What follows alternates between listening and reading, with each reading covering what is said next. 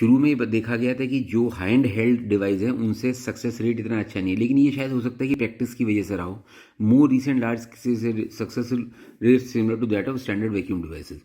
Soft vacuum cups are significantly more likely to fail to achieve vaginal delivery than rigid cups. However, they are associated with less scalp injury. There appears to be no difference in terms of maternal trauma. ये याद रखना, चाहे soft cap use करो या foam cup use करो, maternal injury पे कोई फर्क नहीं पड़ता। हाँ, फीटल इंजरी पे फर्क पड़ता है। The soft cups are appropriate for uncomplicated deliveries with an occipito-anterior position. Metal cups appear to be more suitable for occipito-posterior transfers, a potentially difficult OM position. For successful use of Ventouse, determination of the flexion point is vital. This is located at the vertex, which is in average term infant is on the sagittal suture 3 cm.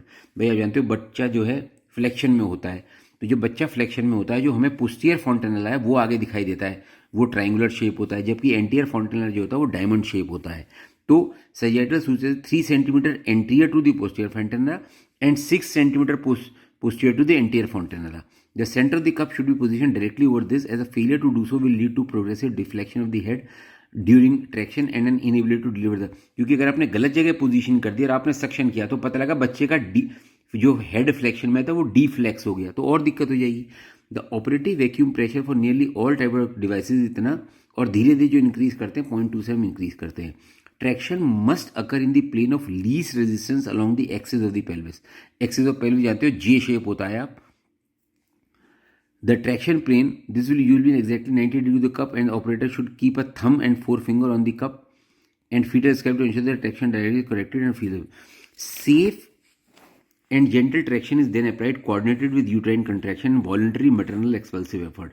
There is a decent phase bringing the head onto the perineum, usually achieved in at most 3 pulls. इससे ज़्यादा हमें try नहीं करनी चाहिए।